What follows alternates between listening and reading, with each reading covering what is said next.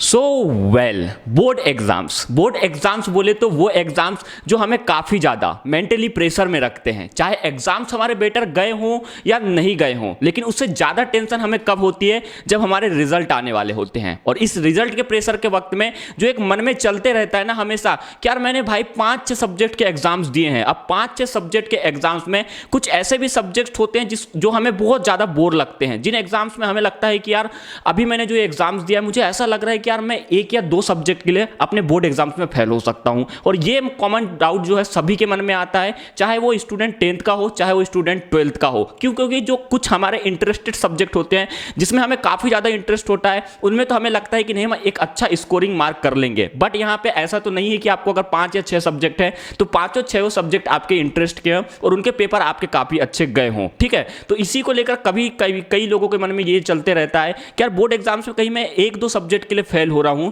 तो क्या मुझे पूरे ही पेपर में फेल कर दिया जाएगा? क्या बोर्ड एग्जाम्स में जो है आपका जो कॉपी चेक होगा, उस कॉपी चेकिंग के दौरान अगर आपको 4-5 मार्क्स कम भी लग रहे हैं तो क्या होगा उस टाइम पे? क्या बोर्ड हमें फेल कर देगा या पास कर देगा, या क्या एक्चुअल हमारे साथ में हो सकता है? तो आज का ये जो वीडियो है ना आपके बोर्ड एग्जाम से जुड़ा काफी इंपॉर्टेंट वीडियो होने वाला है। इस वीडियो को आपको एंड तक देखना है। एंड अगर चैनल पे नए हो तो आपको क्या करना है, सब्सक्राइब कर लो ऐसे ही बोर्ड एग्जाम से जुड़ी हर एक खबर पाने के लिए। पढ़ते हैं अपने वीडियो में और समझ लेते हैं इस निंजा टेक्निक को। सबसे पहले तो मैं तुम्हें बता दूं कि चाहे आप किसी भी स्टेट बोर्ड के बच्चे हो, मैं ये नहीं बोल रहा हूं कि आप भाई सीबीएसई बोर्ड के बच्चे हो, आईसीएसई बोर्ड के बच्चे हो या पर्टिकुलर कोई एक बोर्ड के बच्चे हो, मैं बात कर रहा हूं ऑल स्टेट बोर्ड की, जहां से भी आप अगर हिंदी लैंग्वेज मेरी समझ पा रहे होगे और इस वीडियो को देख पा रहे हो तो वहां की। सबसे पहले तो तुम अपने माइंड में जो ये प्रेशर लेते हो कि मैं एक सब्जेक्ट के लिए फेल हो जाऊंगा या 4-5 मार्कों के लिए मेरे को जो है इस सब्जेक्ट में ये हो सकता है, सप्लीमेंट्री आ सकती है या फिर बहुत कुछ हो सकता है। देखो एक्चुअल क्या होता है, चाहे कोई भी स्टेट बोर्ड हो, चाहे आप कोई से भी स्टेट बोर्ड में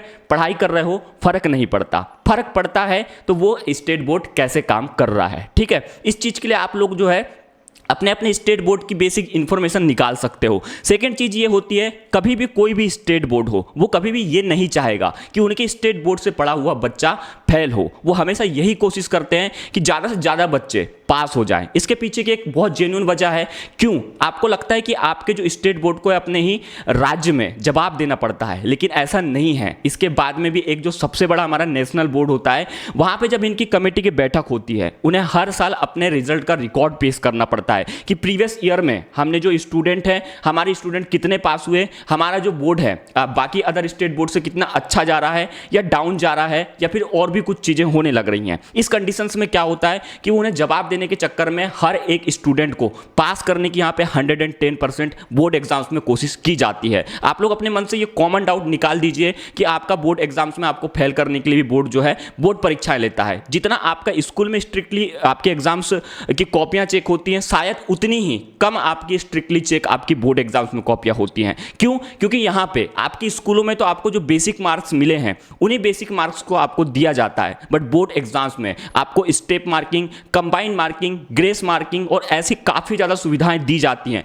जिन सुविधाओं का लाभ आपको 110% बोर्ड में मिलता है। सबसे पहले हम समझते हैं क्या चीजें होती हैं ये सब चीजें। देखो सबसे पहले तो ये होता है, कई बच्चों के मन में कॉमन डाउट आता है क्या मैं 1-2 सब्जेक्ट में 4-5 मार्कों के लिए अटक सकता हूं, फेल हो सकता हूं, या फिर उस पर्टिकुलर सब्जेक्ट में मैं फेल हो जाऊंगा। सबसे पहले तुम इस चीज को समझो। अब मैं पहले बात करता हूं 10वीं वालों की, फिर हम बात करेंगे 12th क्लास वालों की। 10th क्लास में क्या होता है, कॉमनली आपको पता है 6 सब्जेक्ट आपके होते हैं। कुछ राज्यों में इस चीज का भी एक निंजा टेक्निक निकाल रखी है, वो होती है बेस्ट ऑफ 5 योजना। अब आप लोगों को पता करना है कि आपके स्टेट बोर्ड में वो चीजें होती हैं या नहीं होती हैं। ठीक है, अदर जो मैं अगर बात करूं, जहां तक 2 बोर्ड को मैं जानता हूं, यूपी बोर्ड और एमपी बोर्ड में तो आपकी बेस्ट ऑफ 5 योजना होती है। मतलब कि 6 सब्जेक्ट आपके हैं, 6 सब्जेक्ट में आपके 5 जो कॉमन सब्जेक्ट है जिसमें आपके बेटर मार्क्स आए हैं, उन्हीं मार्क्स के बेस में आप लोगों को जो है रिजल्ट बनाया जाता है। और एक सब्जेक्ट में अगर आप फेल भी हो रहे हो, मतलब 6 में से 5 में जो अच्छे मार्क्स आपके आए हैं, अगर एक सब्जेक्ट में आप फेल भी हो जा रहे हो, देन यहाँ पे गवर्नमेंट आपको पास कर दी जाती है। मतलब एक सब्जेक्ट में अगर आपको लग रहा है कि आप लुढ़क सकते हो और 10th क्लास में हो, बिल्कुल चिल मारो, वेकेशन मनाओ, कुछ नहीं होगा, तुम पास हो जाओगे अगर तुम्हारे में भाई बेस्ट ऑफ 5 योजना है तो। अब ये स्टेट के ऊपर डिपेंड करता है कि वो बेस्ट ऑफ 5 योजना चला रही है या नहीं चला रही है। अब हम बात करते हैं 12th वालों की। 12th वालों को भी काफ़ी कुछ लगता है, तो 12th वालों में बेस्ट ऑफ 5 योजना नहीं दी जाती, क्योंकि कॉमनली देखा जाए तो अगर आप आर्ट स्ट्रीम से हो या फिर कॉमर्स से हो या फिर साइंस से हो, आपके यहाँ में मेनली जो है 5 सब्जेक्ट होते हैं वो अगर आप अदर चुनते हो वो एक अलग मैटर हो जाता है, ठीक है। तो वहां पे क्या होता है कि आप अगर एक सब्जेक्ट में फेल हो तो वहां पे आप लोगों को क्या किया जाता है, कंपार्टमेंट एग्जाम्स भी कंडक्ट करवाए जाते हैं और उन कंपार्टमेंट एग्जाम्स में भी आप लोगों को जो है उस पर्टिकुलर सब्जेक्ट में अगर आप एक में फेल हो तो उसकी परीक्षाएं देनी पड़ती है, तो जिसमें आपके पास होने के चांसेस तो रहते ही हैं। सेकंड चीज होगा कि आपके 2 सब्जेक्ट में अगर आप फेल हो तो टोटली आप लोगों को उस साल को जो है फिर से रिवाइज करना पड़ेगा। ये चीजें आपको कॉमन रखना है। एक सब्जेक्ट में आता है तो आपको कंपार्टमेंट एग्जाम्स की तैयारी करना है। सेकंड चीज, यहां पे भी कुछ स्टेट बोर्ड में एक चीज और चलती होगी, आप लोग इंटरनेट में इस चीज को सर्च कर सकते हो, वो होती है कॉमनली आपकी रुक जाना नहीं योजना। अगर मैं एमपी बोर्ड की बात करूं तो इसमें अगर बच्चा फेल भी है, 2 से 3 सब्जेक्ट में भी फेल है, तो वो उसी साल फिर से एग्जाम्स देकर डबल से अपने 12th क्लास को अपने बच्चे जो फर्स्ट ईयर में जाने वाला है उनके साथ कंटिन्यू कर सकता है। बट ये स्टेट बोर्ड अलग अलग अपने अपने तरीके से देते हैं।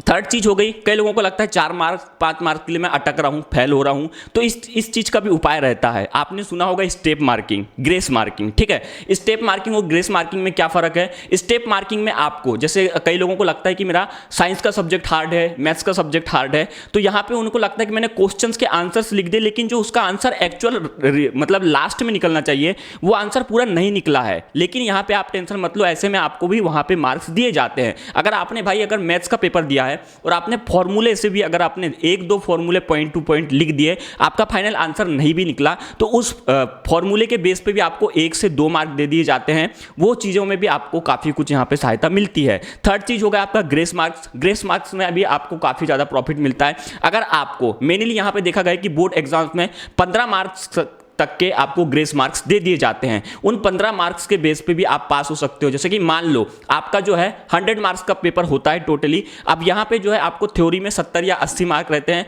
बाकी प्रैक्टिकल और सब कुछ मिला के आपको 20 to 30 मार्क्स दिए जाते हैं। अब आप लोग अपने सब्जेक्ट वाइज जिसमें आपके प्रैक्टिकल हैं आप यहाँ पे डिवाइड कर सकते हैं। उसके बाद में क्या होता है, जैसे मान लो आप लोगों को अभी यहाँ पे आपको पता है कि 35 मार्क्स आपको कैसे भी लाना है 100 में से, जब भी आप पास हो गए। ऐसे में क्या होता है कि अगर आपने भाई थ्योरी में तो आपको भाई 26-27 जो मार्क्स होते हैं वो कंपलसरी लाना है, और ऐसे में लगता है कि 4-5 मार्क्स आपके कम हो रहे हैं मेनली 3 सब्जेक्ट में, तो वहाँ पे 15 में से आपको उन सब्जेक्ट में जितने भी मार्क्स कम पड़ रहे हैं और आप पास हो सकते हो मैक्सिमम 5 मार्क्स के लिए, तो यहाँ पे आपको बोर्ड वो मार्क्स दे देगा। और उसके बाद में अगर 10 मार्क्स आपके बच रहे हैं 15 में से, तो नेक्स्ट अगर कोई सब्जेक्ट में आप फेल हो रहे हैं, मतलब 2 से 3 सब्जेक्ट में अगर आप फेल हो रहे हो, तो 5-5 2-2 3-3 जितने मार्क्स उनको लग रहे हैं उस हिसाब से वो आपको मार्क दे देंगे। तो ये कुछ चीजें होती है जो बोर्ड एग्जाम्स में आपको पास कराने के लिए काफी ज्यादा इंपॉर्टेंट होती है। तो ये टॉपिक आपको रखना है कि आप 1-2 सब्जेक्ट में अगर होते हो तो भी यहाँ पे बोर्ड बहुत सारी चीजें, बहुत सारी मार्किंग स्कीम के द्वारा आपको पास करने की कोशिश करता है। आई होप ये दी हुई जानकारी आप लोगों को काफी पसंद आई होगी,